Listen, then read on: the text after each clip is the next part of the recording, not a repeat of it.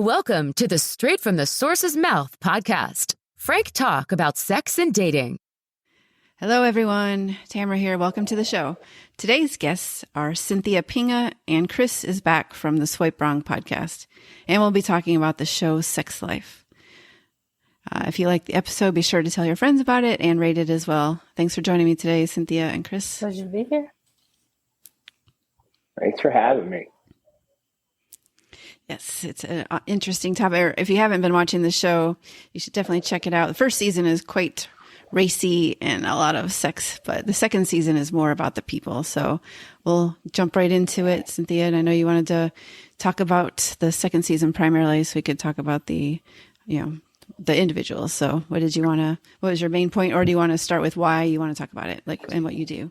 Yeah, so I've watched the first season, and the second season, I saw that there was a lot of character development.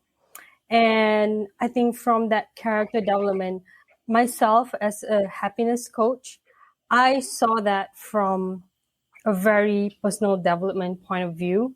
I saw how the characters evolve and trying to be, like their best self, trying to get the best out of life, I would say. So I think one of the main points that I would like to highlight would be that,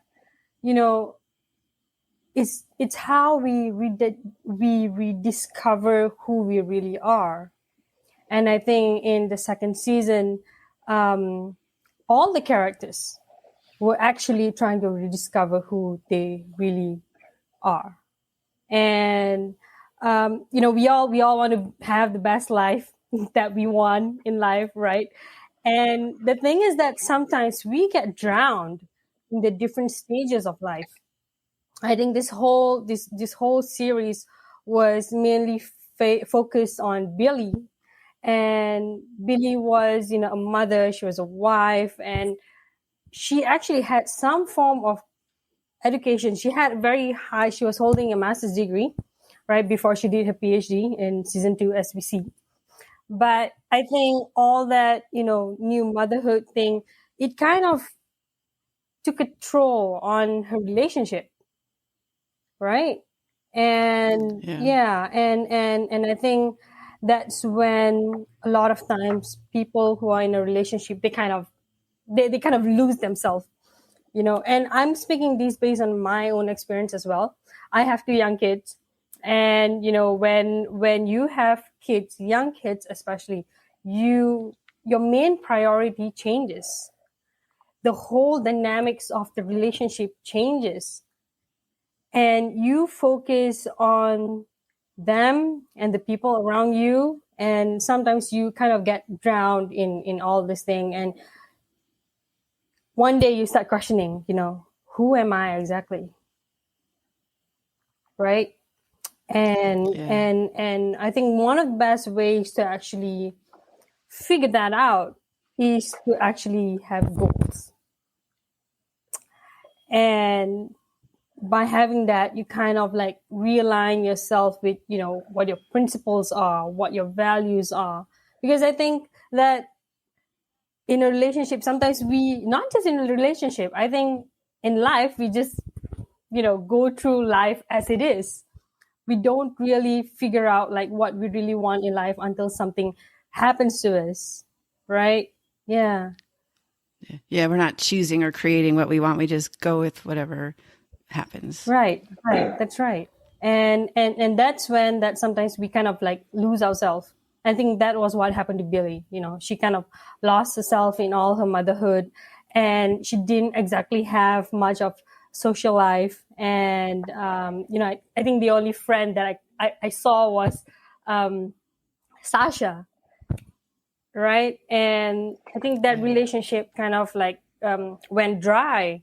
Now, the thing is that, Cooper has been a very, very good man. I mean, he is a family man. He focused on his career. He focused on giving the best for his family. And I can totally understand that when you focus on your work and, you're the only sole breadwinner for the family, you focus on, making sure that everything's being taken care of. And I think, when he comes back home, he's tired, he watches TV and he goes to sleep. But then, there's one part of life that is not being addressed, and that is the relationship part. That is, I think that's the whole point why this show is even called Sex Life, right? Because that part was kind of like down the drain, right? Yeah, and Billy was struggling with it, because I think not just women but men as well, we all have desires, and we all have needs, and some of those needs need to be met, and which was why she started journaling, and then started fantasizing about Brad, her ex-boyfriend, and the great sex that they had. But the thing, like what I mentioned, the whole dynamic change when you're in a marriage and you have kids. Yeah. Christy, as a guy. Yeah, as a guy, hold on. Let's hold off on the as a guy part, because the guy part, all those guys had abs, and I haven't had those in a little while. I need some more sit-ups and a lot more water. Not that. But so, Cynthia, I have a question for you. So season 2 definitely focused, I think, like you're saying, on the women's, like Sasha's career path. Right. Did that speak to you more than Billy's personal growth? Is that what you identified more with? Well, I was pretty much focusing on Billy because when I first started watching season 1, I think I can't remember how I started watching season 1 in the first place. I was watching the movie 365, if you guys are familiar with it. And so I'm not sure if I spoke to a friend about it, or after watching that 365 days movie, Sex Life appeared in my Netflix feed. I'm not sure. But then I watched it, and when I watched it mainly because of, initially my intention was to just watch it and see, how hot the scenes were. Right. Me too. Like, I'm like, oh, another sex scene. I'm in. Yeah. But I think episode 1, when I watched episode 1, it just spoke to me, because at that point, when I started watching it, I was kind of like at a low point emotionally.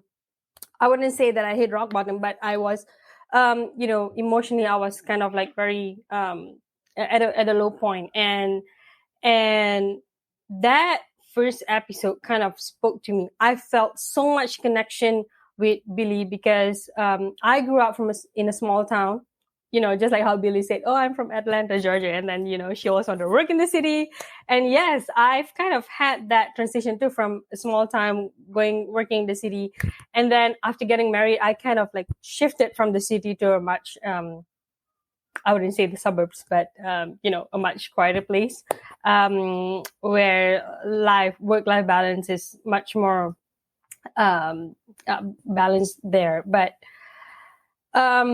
yeah, and so in that first episode, I cried, I laughed, I was happy. There was so much of emotions going through. Yeah, so very much I was focused on Billy, but yes, I did see Sasha's career path growing in season 2 as well, because again, this comes back to really discovering who you really are, because Sasha was she was more focused on her career, but again, she was ignoring that part of life, that relationship part, that her need of being loved, it was left out. Yeah. So, and then I'll say from the guy perspective, like I was watching season 1 and then finished season 2 not too long ago. Cooper's got to be the nicest guy on the planet. Like, there's so many times I'd have been like, oh, peace, like, take care of yourself. I know you got to figure. He is the coolest dude on the planet. And like Brad, there's times when I wanted to punch him in the throat. And then there was that point when they're both chilling up in his loft, Cooper and Brad, and they're talking out. I'm like, all right, bro code, this is cool. So right. there was definitely some cool scenes when that rolled through. And I assume for both of you, like the 85-15 that Billy talked about, the 15 that was just like she couldn't quite put her finger on what was wrong is what seemed like drove her to, figure out the rest of her happiness. And the happiness is a son of a bitch, that's for sure. Well, I think that yeah, I remember that scene where she went to talk to Dr. Summers about it, and that 85-15, and she said, okay, so Cooper wins because Cooper gets like the 85%. But when I saw that, I think that we all have something of what we call our energy tanks. We have, for example, our energy, emotional energy tank, and then we have our mental energy tank. We have, so many tanks, and if that 15% is what that was needed to fuel the 85%, you got to take care of that 15%. You get what I mean? Yeah. Because that's one part, which is why I mentioned goal setting earlier. Because in goal setting, you literally have to set goals in like all the different areas of life if you really want to balance it out. Do you have examples of like the types of goals you're talking about, or in every area? I guess you're saying. But. Yeah, in every so some of the areas there's like 8 to 12 areas, but I usually stick with 8. So it's your family, your family life, your relationship, your financial, your career, your mental or intellectual, and then there's your lifestyle as well. So this is some of the areas of your life that you want to set goals in. So, for example, if you want to set goals in your relationship area, then you may think of now goals in a relationship area, especially if you are in a relationship with a partner or with a spouse. You want to talk and align these goals together, right? Yeah. I feel like Chris wants to say something. Oh, no. I'm just not in agreement. I don't want to say no. I totally agree. Like if you can get there, awesome. The road to get there is the struggle, I think, that you see in the show. Yes. And, I like to look at sex life as the behind the sens after the happily ever after. You know what I mean? Yeah. Disney movies always end with happily ever after. But, the real thing, especially in marriage, starts after that. And I think sex life portrayed this whole scene perfectly. These are the different challenges and difficulties that you have to go through. It doesn't mean that when you have your happily ever after, things are going to be, a full bed of roses. You're still going to have struggles because you're going to start to evolve. The relationship is going to evolve. The relationship is going to grow. And you can't be the same person that you are when you were at the start of the relationship, right? Definitely. And because people grow and change. And then also, if you're both not working towards it, it's going to falter. Right. You have to both choose it and want it and make it work. Mm-hmm. Yeah. And now that brings me to, like the second theme which I saw in the show is that to live according to your principles. Because, like what Chris mentioned earlier, yeah, Cooper was a good guy there, right? But everybody, all of us have principles. We all have our values, but sometimes we do things that goes against our principles. So, for example, like Cooper, when he was going through that divorce, that day of the divorce,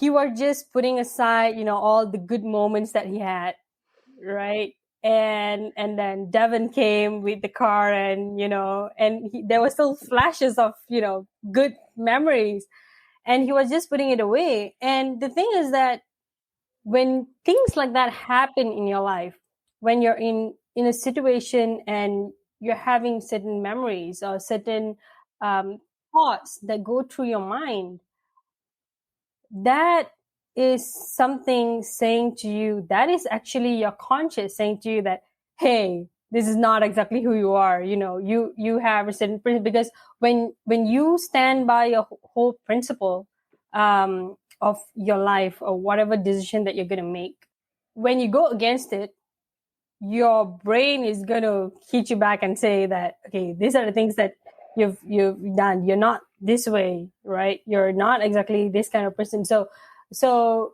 and that is a whole function of the brain. The brain is a reptile brain, and it's meant to protect you. It's meant to make sure that you don't do things that is dangerous for you. And so if you go against your own principles, then your brain is going to be that, go into the protection mechanism and say that, hey, this is not who you are. So, do the right thing. Yeah, your brain and your body. Like I had recorded an episode earlier where you feel it in your body too. It's just generally people ignore those kind of feelings and thoughts. And yeah. And so I think that, that car accident that Cooper had with, I think Bianca, who was with him, the girl that was with him in the car, and she was talking, about, pretty much exactly the words that Billy mentioned after the divorce, right? Those beautiful moments, you got to honor them. And he was just like, stop it. What are you doing? He was again trying to just put it out of the window. He didn't want to think about it.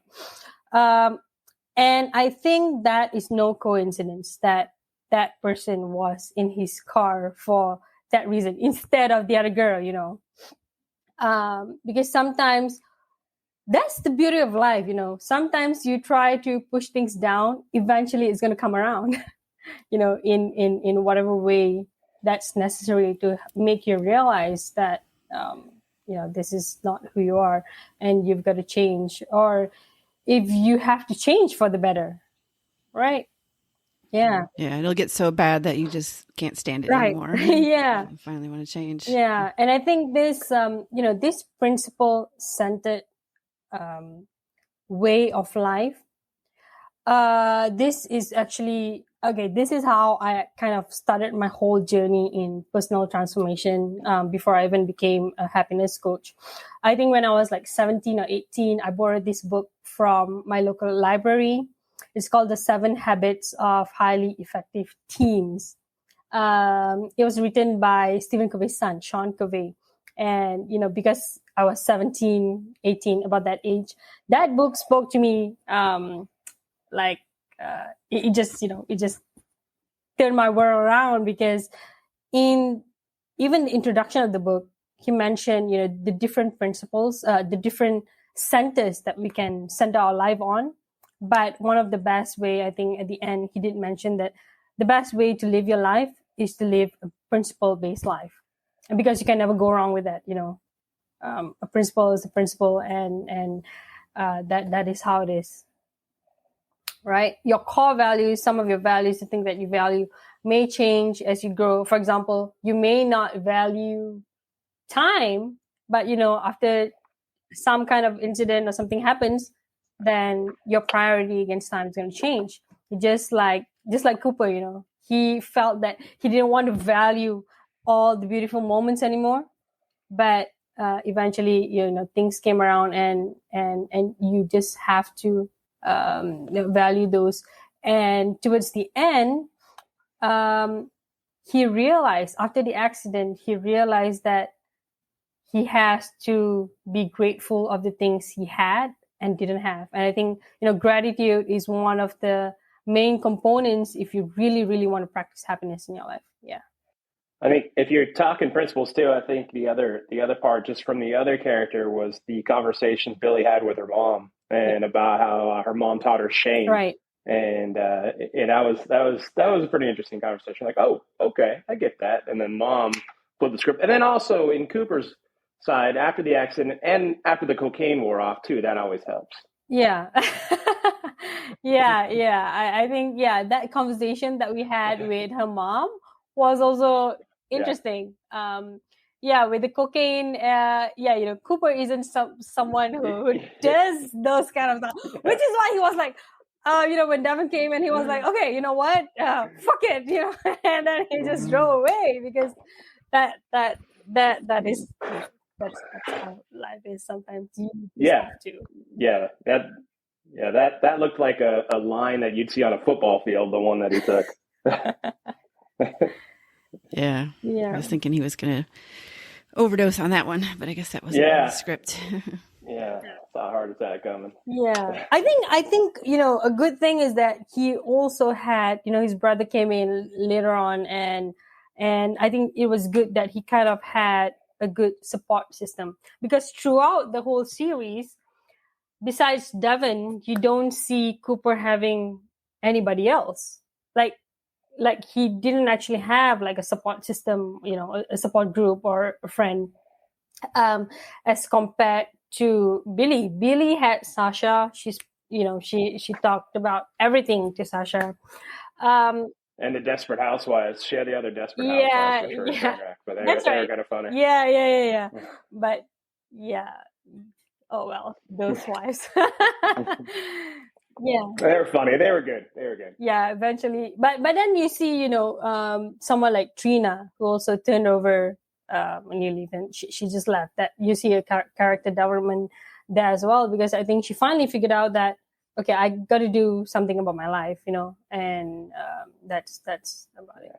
Yeah, and I also want to mention that after all this happening, we also see that Billy always had someone to talk to, and so it just brings me to my next point, which is to say that it's okay to talk it out and to ask for help. This is something that Cooper did not do, but Billy kind of did it, most of the time. And in fact, she actually she suggested to Cooper that maybe we should go for couples counseling, and he shut that off. Again, it brings me to this point of, if you actually have a goal set in the relationship, then you will know what steps you need to take for you to grow that relationship. And it's okay to talk it out. I know guys, men don't really want to talk things out sometimes. Chris.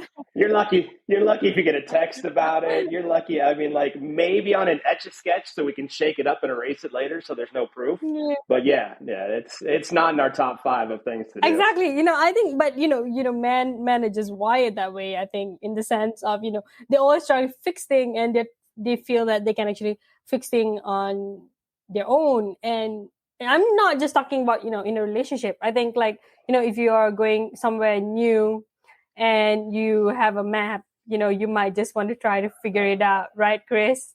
You don't exactly. Well, so like, yeah, absolutely. But so what you're saying, like I believe vulnerability is a strength, but most guys are going to say, dude, shut up. It's not, it's a weakness. Right. So, I mean, that's the thing that guys aren't going to do. The vulnerability piece, it's, they're not going to show that badge, but I think professing your fears is a better way to go, and then showing the vulnerability, because then that's how you figure it out. Because either way, guys are not going to say it, but they'll get hurt possibly either way, or you'll grow from it one way or another. Yeah, that's right. I think it's a very good point. But, and yeah, that what you mentioned, I think is a very, very strong point, vulnerability as a strength.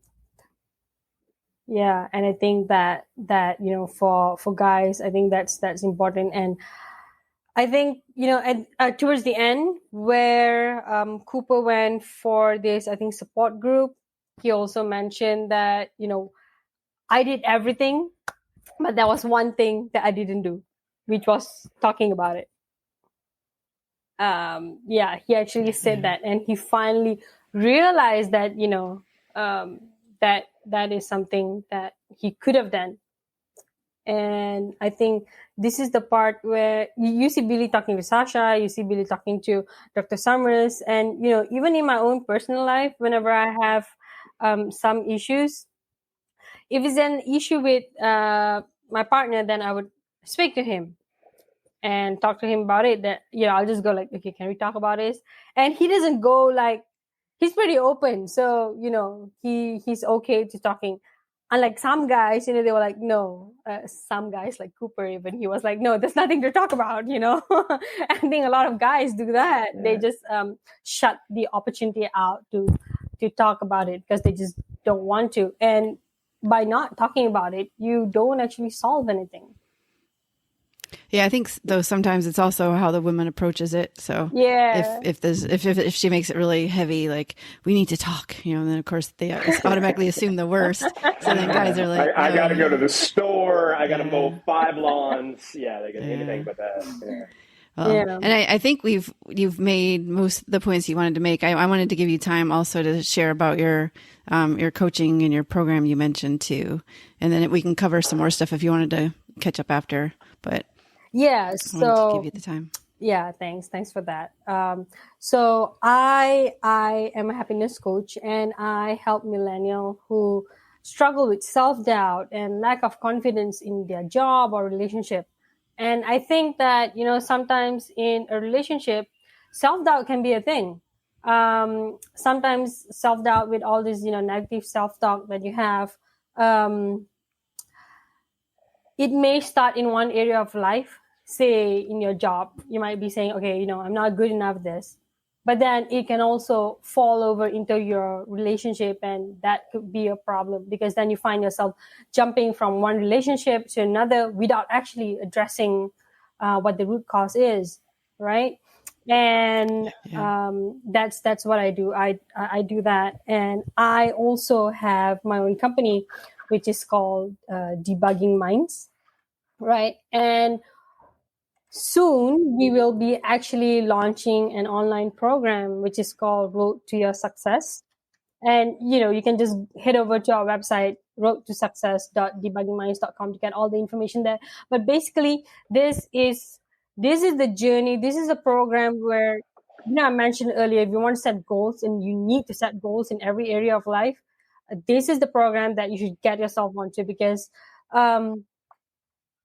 we would help you cover, your mindset. Like, our mind is always playing tricks on us. Sometimes we have some limiting beliefs and about ourselves and all that. So this covers that. Covers the pillars of success and your journey towards creating the kind of life that you want. And I think this whole Sex Life series is about discovering who you are and living the best life that you want. And this Road to Success program will help you get there, getting the life that you want. So I think the easiest way to connect with me would be on LinkedIn. Just find my name, Cynthia Pinga, or connect with me on my Instagram page, Debugging Minds. Yep. All right, awesome. And then since Chris, if you have anything you wanted to impart or final thoughts, or just kind of like. No, it's good talk. The only thing I will add my take is on some of the stuff he said is that rock bottom is the best foundation you can build from when you're trying to build yourself back up. So just keep that in mind too, in my opinion. Other than that, good talk. Yeah. True. And I would say I just read recently that you can't succeed without failure. So people that are afraid of failure, it comes with it, and that's how you grow. Yeah. And fail often, fail as much as possible, because if you keep failing, it just means you're still trying. So just Denzel, I think, said fail forward. Just keep failing forward. Eventually, when you're done failing, you got it right. So that's good. So keep failing. It just means you're still trying.